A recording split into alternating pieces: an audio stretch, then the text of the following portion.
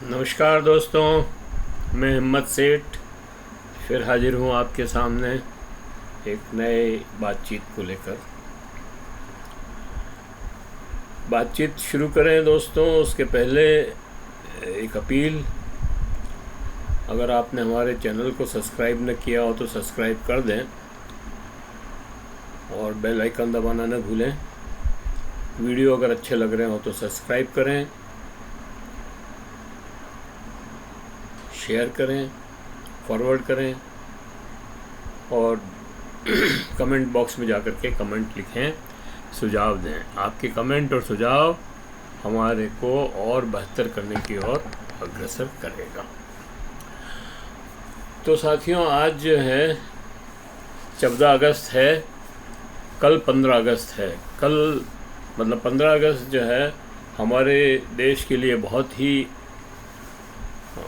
गौरवमय दिन है और यादगार दिन है, क्योंकि उस रोज़ हमारे को अंग्रेज़ों से आज़ादी मिली थी 90 साल की लड़ाई के बाद, और लाखों लोगों की कुर्बानी के बाद, जेल जाने, यातनाएं सहने और पता नहीं क्या क्या,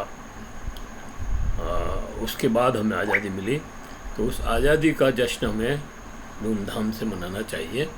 लेकिन आज मैं 14 तारीख की बात करना चाहता हूँ। आज 14 तारीख है। 14 अगस्त को देश का बंटवारा तय हो गया था लगभग, और हो ही गया था बंटवारा। और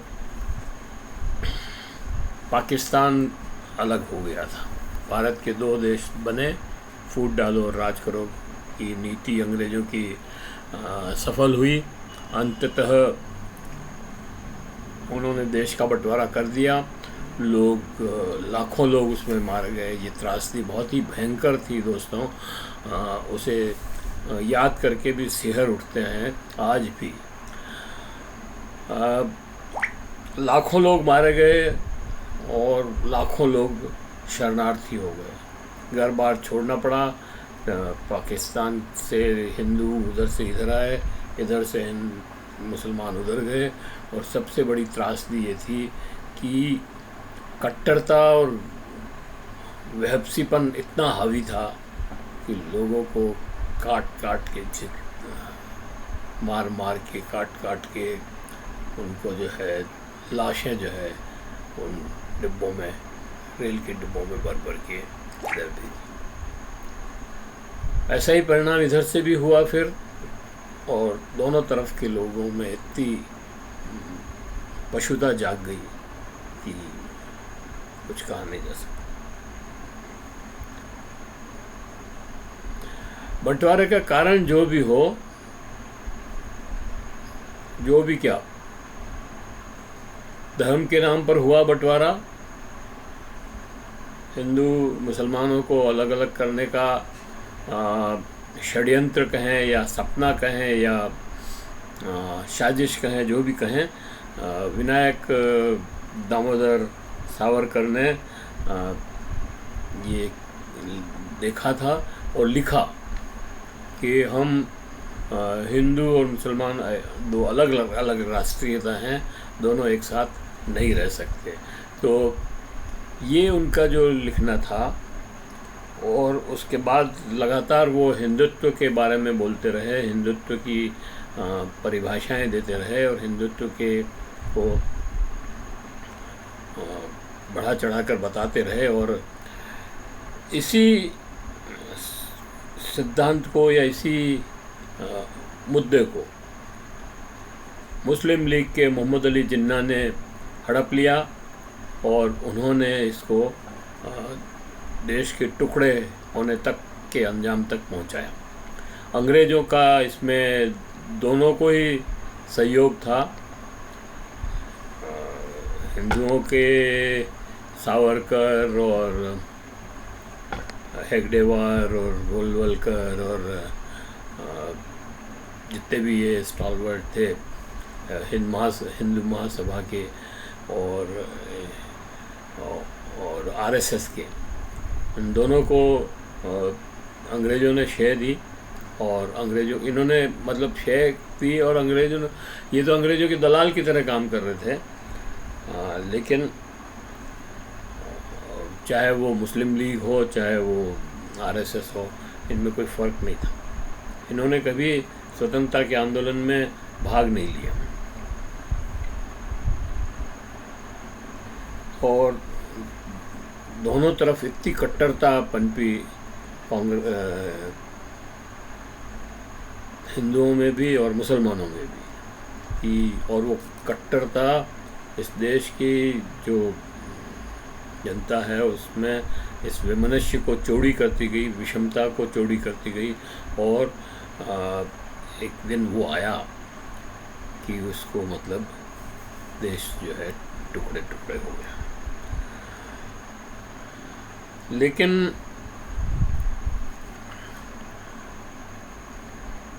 एक ऐसे दिन को जो त्रासदी के रूप में जाना जाता है, उसका उत्सवीकरण करने का काम पिछले साल नरेंद्र मोदी सरकार ने, प्रधानमंत्री नरेंद्र मोदी ने ये ऐलान करके किया कि अब 14 अगस्त को हम जो है बंटवारे की विभीषिका क्या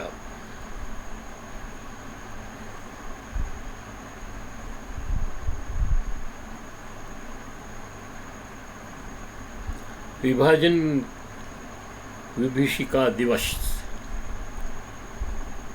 के रूप में मनाया जाएगा। इससे घटिया राजनीति और क्या हो सकती है कि एक त्रासदी के दिन को आप उत्सव की तरह मनाने की बात कर रहे हैं। ये तो अच्छा हुआ कि जनता ने उस ऐलान को कोई तवज्जो नहीं दी और उसको मनाने के का कोई काम नहीं किया। नहीं तो ये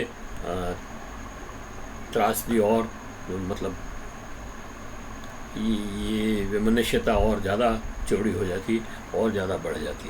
तो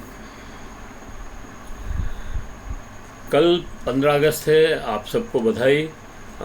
कल का आज़ादी का दिन है हमारे देश के, उसको अच्छे से मनाएं।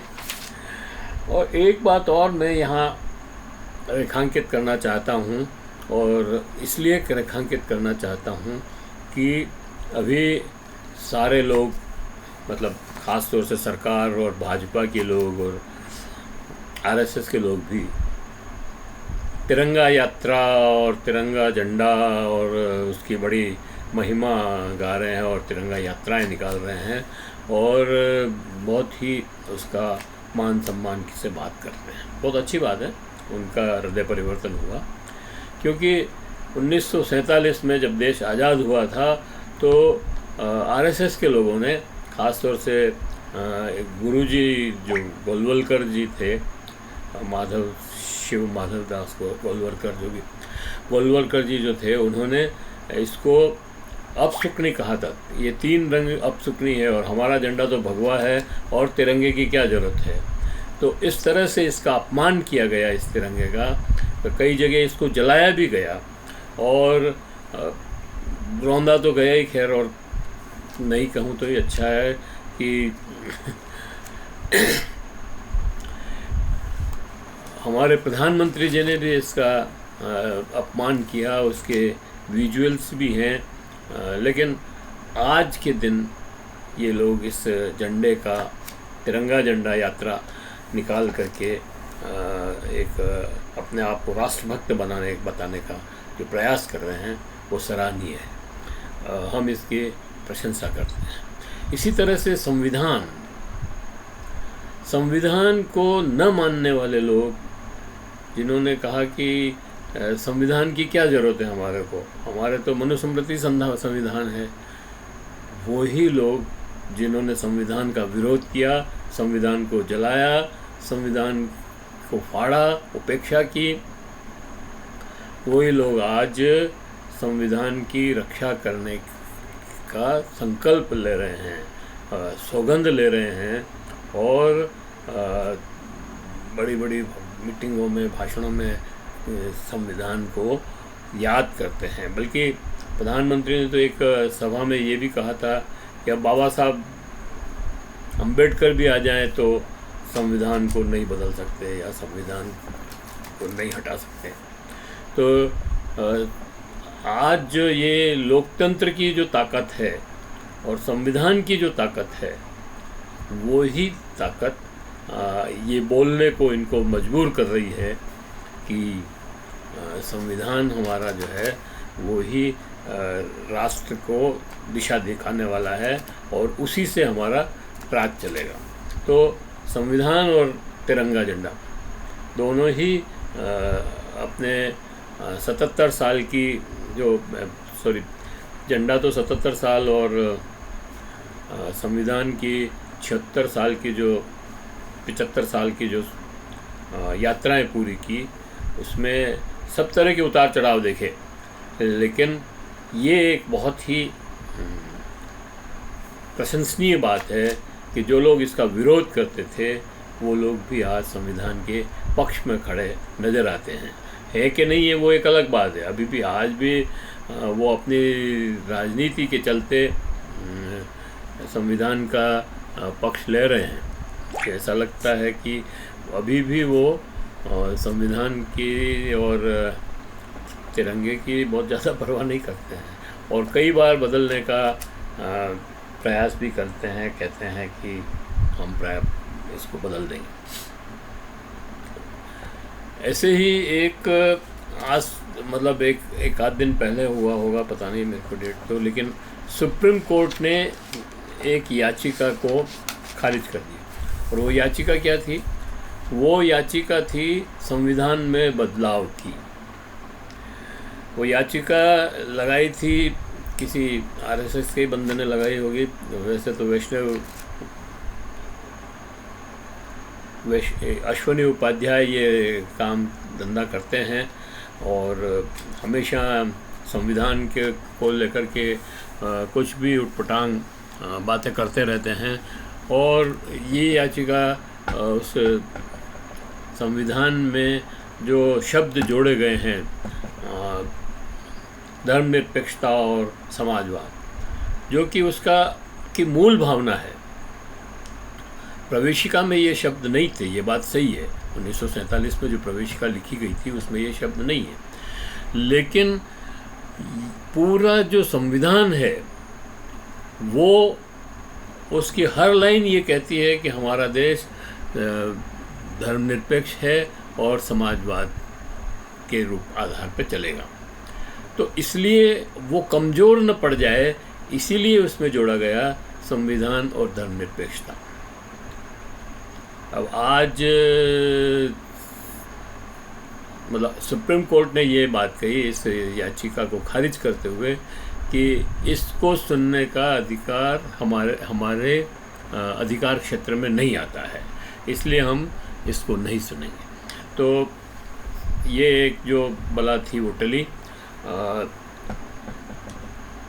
धर्म के नाम पर जो युद्ध हुए हैं, ये जो पश्चिमी अरब कंट्रीज़ में, अरब मिडिल ईस्ट में जो अरब कंट्रीज़ हैं और ख़ास तौर से इज़राइल फ़िलिस्तीन का युद्ध है, ये भी एक ऐसा ही अंग्रेज़ों और अमेरिका के द्वारा बनाई गई समस्या का युद्ध है। क्योंकि वहाँ पर फ़िलिस्तीनी जहाँ रहते थे, जहाँ उनका देश था, उसको आधा काट कर इज़राइल मतलब यहूदियों को बसने के लिए दे दिया और उसका नाम हुआ इज़राइल। आज स्थिति ये हो गई है कि इज़राइल के लोग सारे फ़िलिस्तीनी पर के बहुत सारे हिस्सों पर कब्जा कर लिए हैं और बहुत छोटा सा जो है इज़राइल फ़िलिस्तीनी रह गया है और उसमें भी वो आए दिन छेड़छाड़ करते रहते हैं। इसीलिए ये युद्ध हुआ। और आज जो स्थिति है उसमें इज़राइल के ऊपर अभी इजराइल ने जो हमास के इस्माइल हानिया को मार दिया था, जो सबसे बड़ा नेता था उनका, वो ईरान के अंदर मारा। तो ईरान उससे रुष्ट है और ईरान ने घोषणा की है कि हम इसका बदला लेंगे।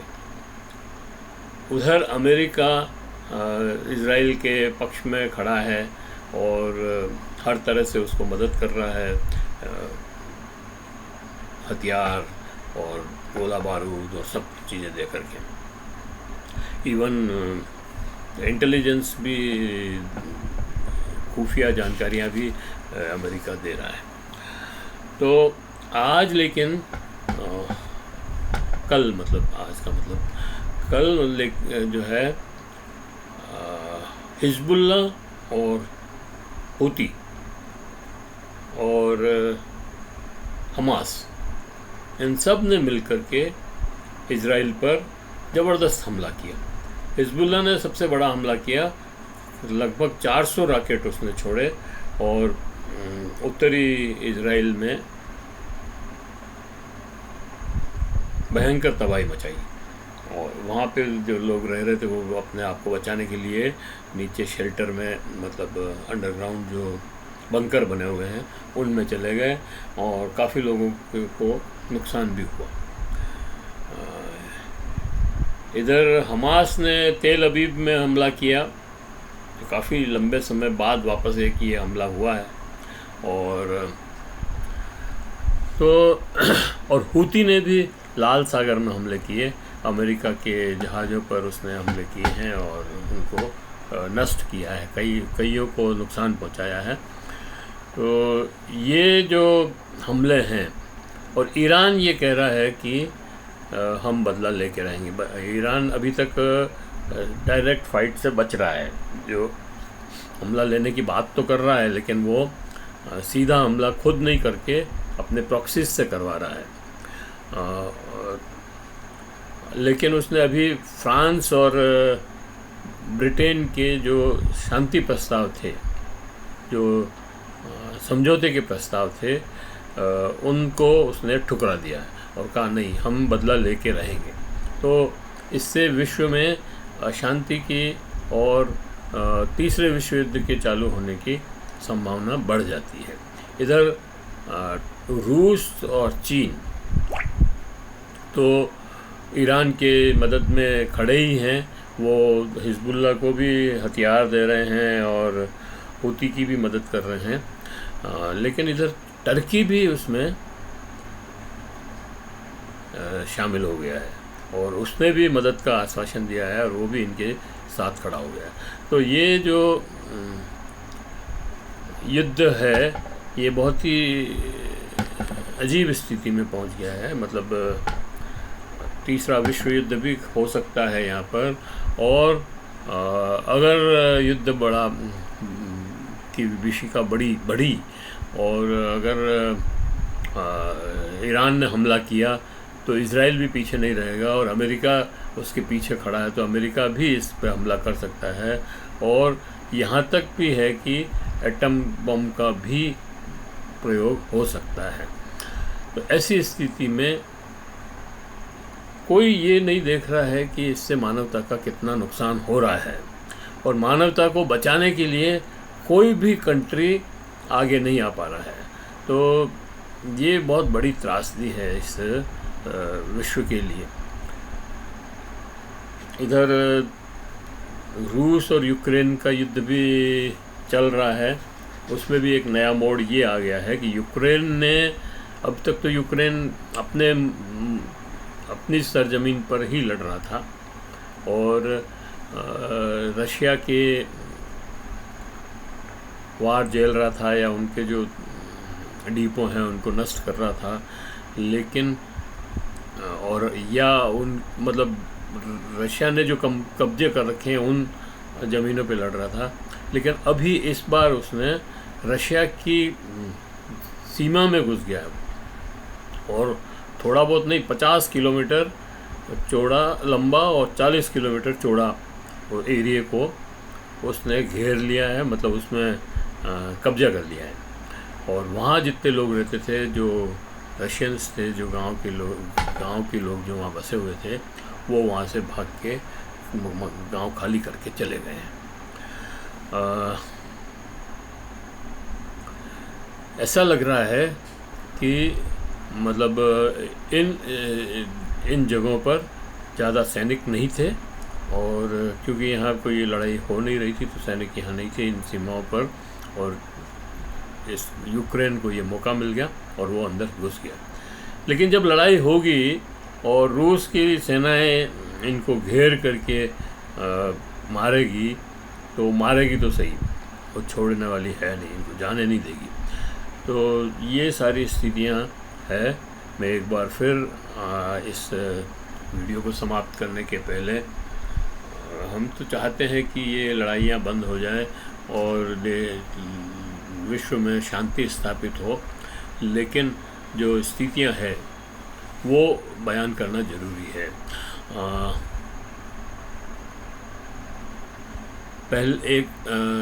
वीडियो समाप्त करने के पहले मैं आपको फिर स्वतंत्रता दिवस की बधाई देता हूँ और कामना करता हूँ कि हमारी ये आज़ादी अक्षुण्ण रहेगी। हालांकि आज़ादी है या नहीं है वो एक बड़ा प्रश्न अभी हमारे सामने है, वो हम कल होगा तो कल बात करेंगे, नहीं तो और कोई बात करेंगे। लेकिन आज तो हम आज़ादी का जश्न मनाएंगे, कल 15 अगस्त है उसके लिए। और एक बार फिर आपको धन्यवाद कहते हुए ये अपील करता हूँ कि अगर आपने हमारे वीडियो को, हमारे चैनल को नहीं सब्सक्राइब किया तो सब्सक्राइब कर लें और बेल आइकन दबाना न भूलें। वीडियो अच्छे लग रहे हो तो शेयर करें और कमेंट लिखें, सुझाव दें। आपके कमेंट्स और सुझाव हमें और बेहतर करने की ओर अग्रसर करेंगे। धन्यवाद। जय भारत, जय हिंद।